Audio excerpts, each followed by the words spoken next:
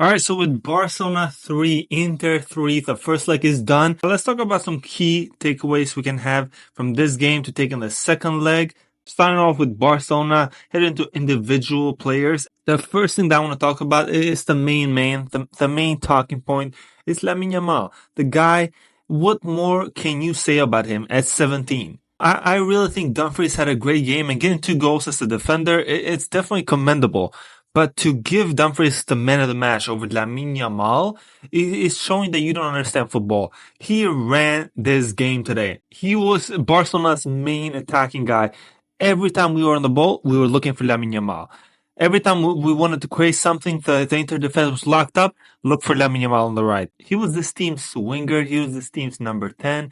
He was this team's creator and finisher.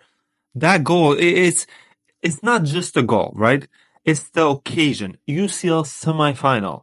2-0 down at home against a very tough opponent. Picks up the ball from pretty much midfield, right? Inter's defense, you can look at it here. It's all set up. They're all in their structure. There's nothing here that Inter's doing wrong. It's just Lamine Yamal is on another level. He broke through their whole team. And there was other moments too where he was dribbling, he was pirouetting, he was trying this Trivela pass. He had so many opportunities today. He could have easily had 2 goals here today, and we would have talked way more about Lamine Yamal if Barcelona won this game. He celebrates today 100 games with FC Barcelona, but on the pictures, the guy is not even happy. You can see it on his post-match interview. He's thinking about the second leg already. He doesn't care about this goal-scoring record of being the youngest player to score in an UCL semifinal, surpassing Mbappe against Monaco, by the way. He doesn't care about reaching 100 games with Barcelona. He cares about winning. That's the mentality this guy is on. He has the ability. He has the confidence and mentality. He has everything.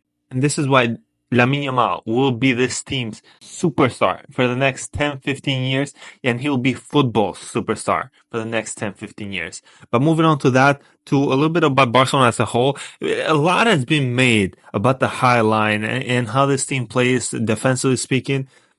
But none of the goals today, in my opinion, were because of the high line itself.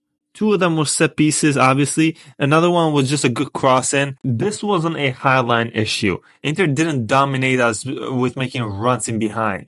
So every time they did make runs in behind, the offside trap was there for them.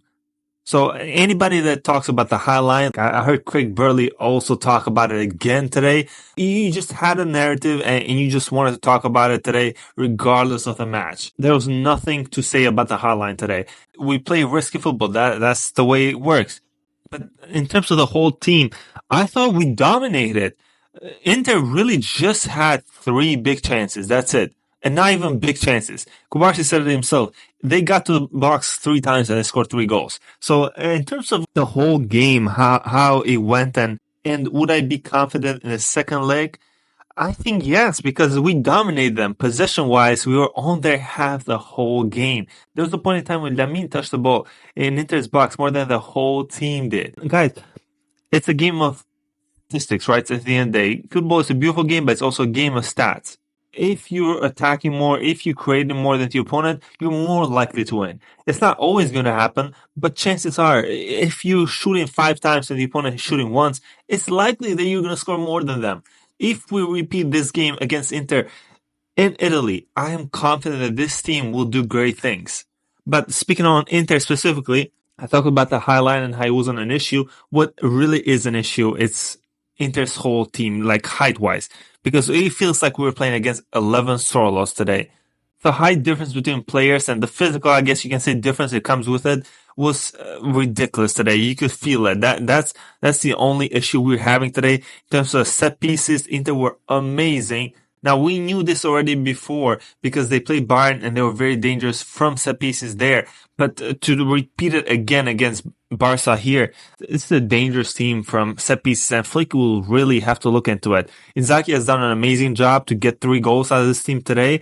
It really feels like they shouldn't have left with 3 goals here. But for the second leg, they're going to have their fans backing them. 75,000 fans already booked the ticket. By the way, that's ridiculous. It's going to be a heated environment. They're going to create these set piece issues. They're going to create tension for our back line. and we have to be better prepared in terms of set piece defending, especially. And also, I think Ronald Araujo was huge to pretty much nullify Thuram. I think with Thuram playing, I'll be honest, you need somebody like Ronald Araujo there just to defend against him and just nullify him. I think Inigo and Kubarsi against Thuram is just a mismatch. Last but not least, I want to talk a little bit about the team injuries, right? We were already missing Robert Lewandowski, which I think is a huge miss because Ferran Torres, yes, he scored today. He scored against Madrid. Listen, you have to give him props. He is getting goals for the team when it matters, but you can see that Ferran has a ceiling. Overall, throughout 90 minutes, he's going to miss chances. He's not going to really be as dangerous or as much of a headache as Lewandowski is for the opponents. But the biggest miss for this game has been, without a doubt, Alejandro Balde on the left back spot. Gerard Martin, God bless his soul, I don't know what Flick sees in him. I'm sorry, I truly believe this has been Flick's biggest mistake this season, trusting Gerard Martin over somebody like Hector Ford.